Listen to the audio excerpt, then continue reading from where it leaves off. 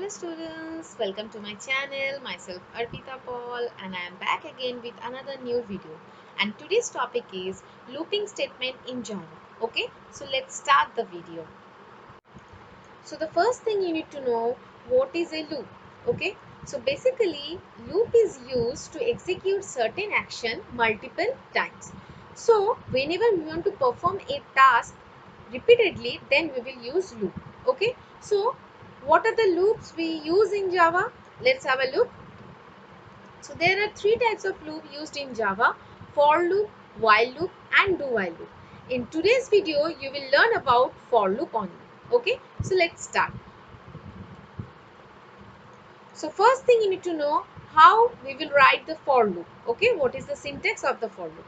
So for loop we will write for in small letters only.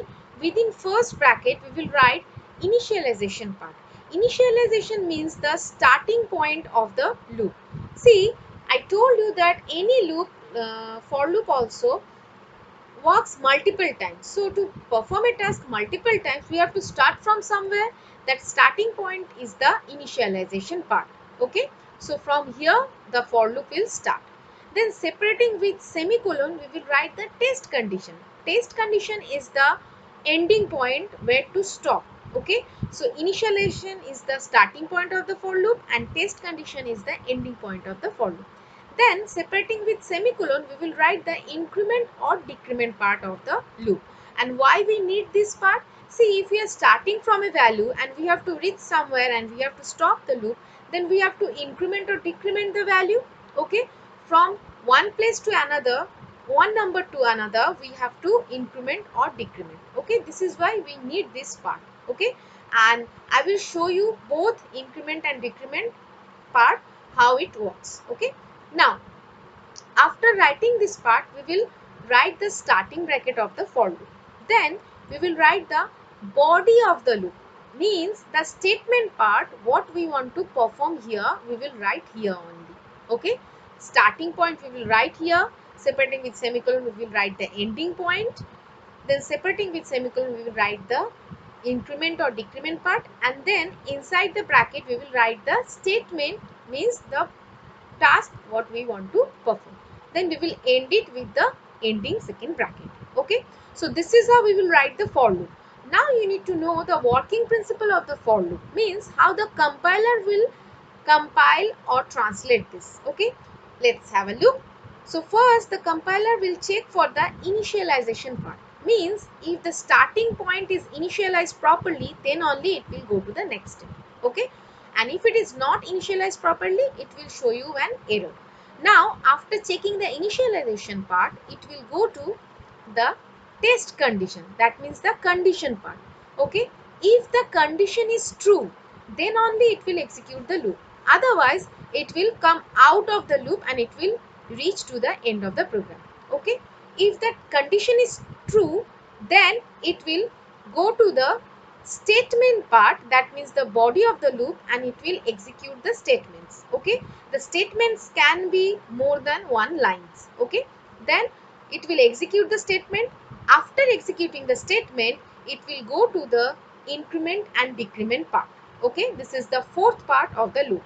After completion of increment or decrement, another new value will be initialized here. Okay, so the whole process will continue for that new value. So with the new value initialization, compiler will again check for the initialization, and it will check the condition for part for the new value, and then it will, if the condition is true, it will execute the body of the loop, and then it will again increment or decrement the value. Okay, this is how the for loop will be executing until the condition is true. Okay, so the loop will continue until the condition is true. Once the condition is false, it will come out of the loop. Okay, so let me show you this with one example. So to do so, we have to open BlueJ, then we have to create a class. I have already created a class named loop, and then we have to open it. I have already written a program to print hello from Java 5 times. So basically in this program you have to print hello from Java 5 times. Okay, you can see here I have written this statement. Okay, and this is a comment or remark I have added. how to add it? For this you will use backslash, then asterisk, and then you will write the statements, and at the end of the statement you will again use asterisk and backslash. Why we are adding this? This is a comment or remark we are adding just to show what we are performing here. Okay, this is not compulsory, this is optional. This is a non-executable statement, that means the compiler does not read it. Okay, so now here public class loop, this is our class name, then public static void main string args, this is our main method. Until this you already know, you can check this in my previous videos.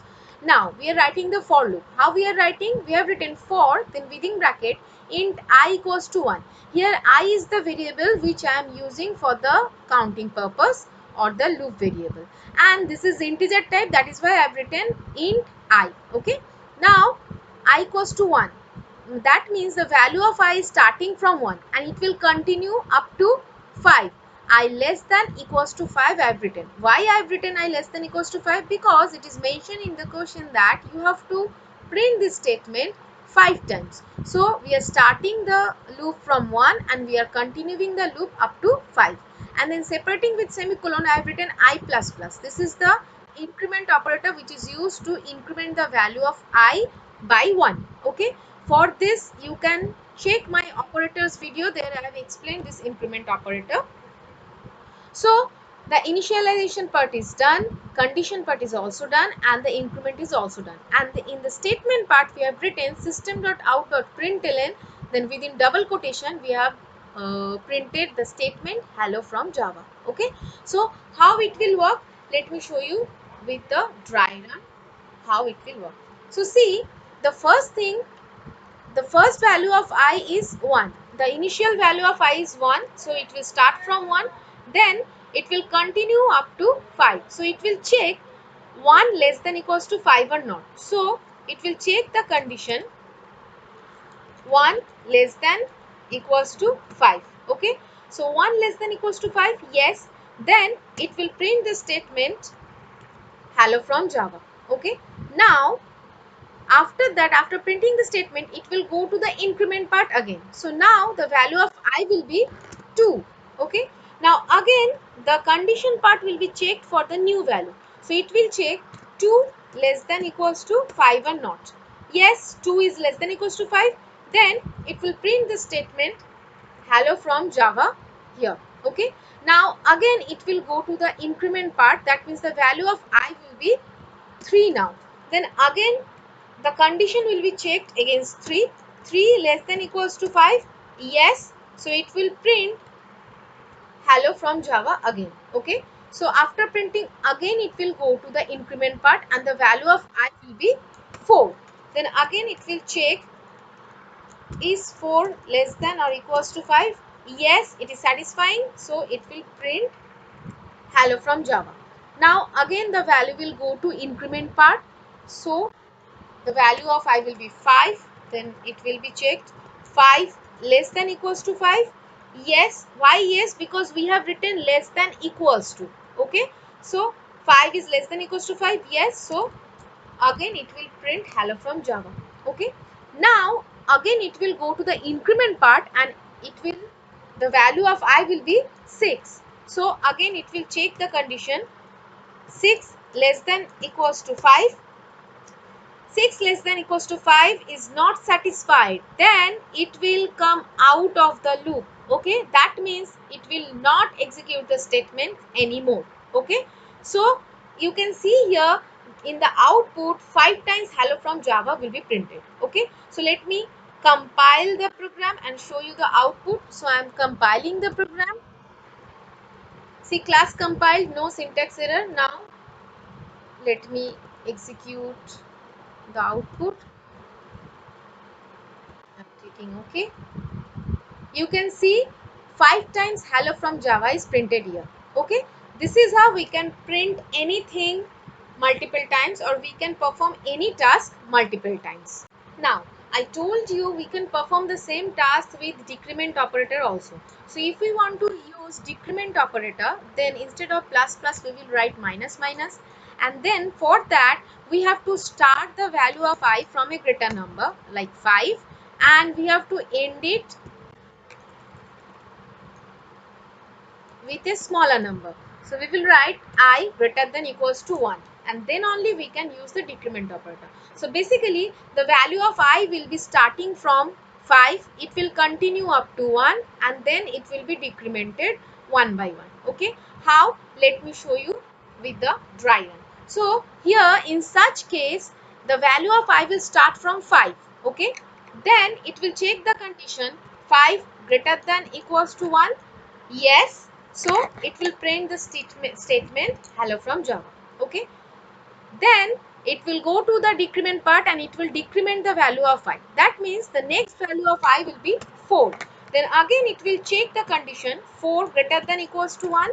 Yes, of course, so it will print the statement hello from Java. Okay, now again it will go to the decrement part and the value of I will be 3 now. Then it will check the condition 3 greater than equals to 1. Yes, of course, so it will print the statement hello from Java. Again it will decrement the value of I, so it will become 2. Then it will check the condition 2 greater than equals to 1. Yes, so it will print the statement hello from Java. Okay, then again it will decrement the value, then value of I will be 1, and it will check the condition 1 greater than equals to 1. Yes, because we have used equals to sign. Okay, so it will print the statement and then again it will decrement the value of I, so it will become 0. Now it will check the condition again 0 greater than equals to 1. No, of course not. Then it will come out of the loop. See here, here also the statement is printed 5 times. Okay, let me show you with one example. Let me compile the example. Compile. See, class compile, no syntax error. Same program I have written with increment operator. Now I have done the same program, same statement I have printed with decrement operator. Class compiled, no syntax error. So let me show you the output. Public static void main. Okay, see, here also 5 times the statement is printed. So basically whatever you want to perform, if you want to perform a task multiple times, you can use for loop, and for that you can use decrement operator and increment operator, both process. Okay, so rest of the loops I will explain in my next video, so stay tuned. Thank you class. Subscribe to my channel, like the video, share the video, and don't forget to hit the bell icon for the notification. Thank you.